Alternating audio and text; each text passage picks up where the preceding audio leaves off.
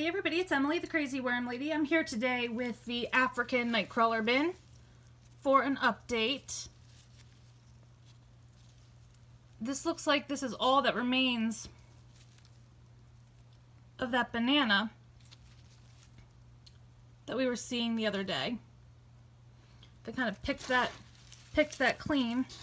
Still some onion skins, and that's fairly normal. But there are a good deal of worms around here.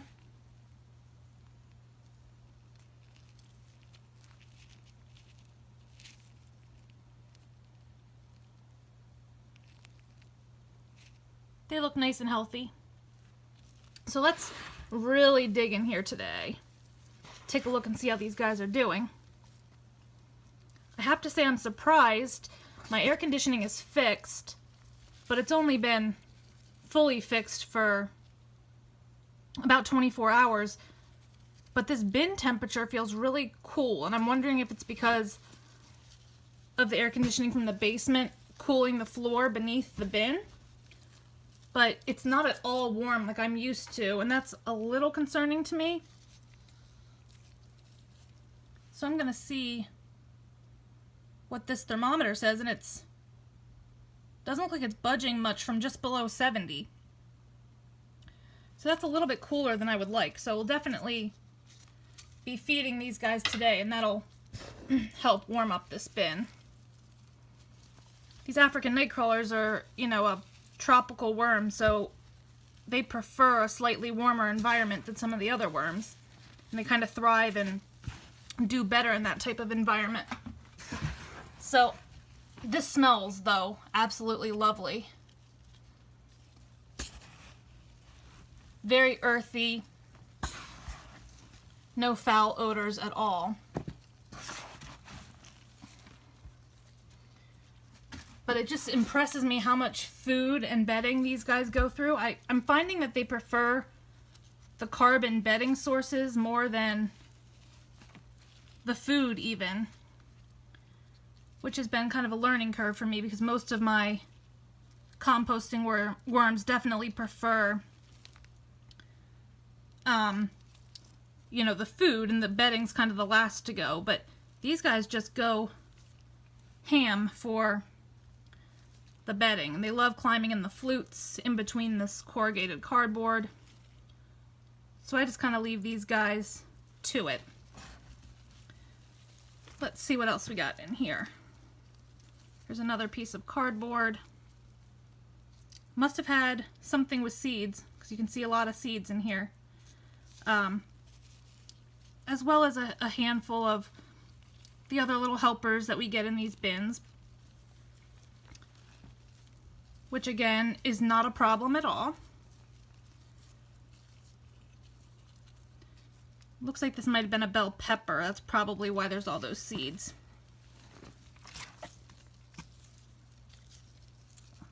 Because this looks like some skin of a bell pepper.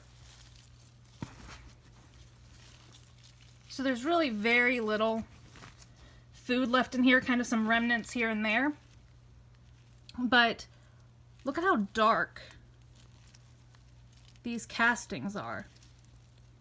These are by far the darkest and richest castings I've gotten from any of my worms. They all have kind of slightly their own type of castings that they leave, and I find the European Nightcrawler's castings are lighter brown in color. The African Nightcrawlers are a little bit larger castings, almost like grains of rice, and they're much darker. And then of course the red wigglers are the finest castings, and they tend to be pretty dark as well, but I honestly think these African Nightcrawlers are doing the best job with making those beautiful dark castings like that black gold we talk about. So I'm going to turn this bin up kind of top to bottom, really get it mixed well, and then we will add a feeding. Okay, so I turned this top to bottom, and it looks pretty much the same all throughout. Worms are a little sluggish, but there definitely are no dead worms, dying worms, nothing like that. They're just a little slow, but you can see that lovely neon flashes of that purple by the head there.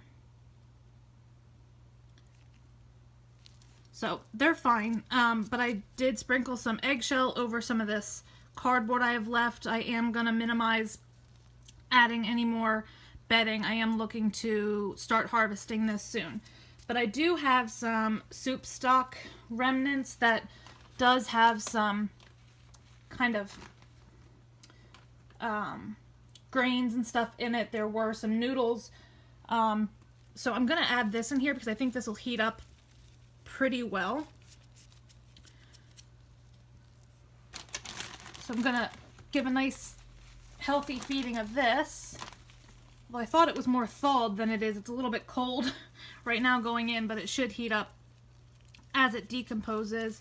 I probably won't bury it right away just so I don't stress them out since it's already a little chilly in here. Funny that we call 70 degrees chilly, but for their liking, it's a little chilly. So I'm just going to give that nice kind of handful. I might add a little bit more. These guys can definitely handle large feedings. But I'm going to let this start to completely thaw before I bury it back in there. But just interesting, goes to show that the ambient temperature does hit the bedding pretty quickly. So the fact that my house is cooled off, I wonder if the fact that this bedding went from, like 80 degrees to 70 degrees in, like 24 hours did cause a little bit of stress for them.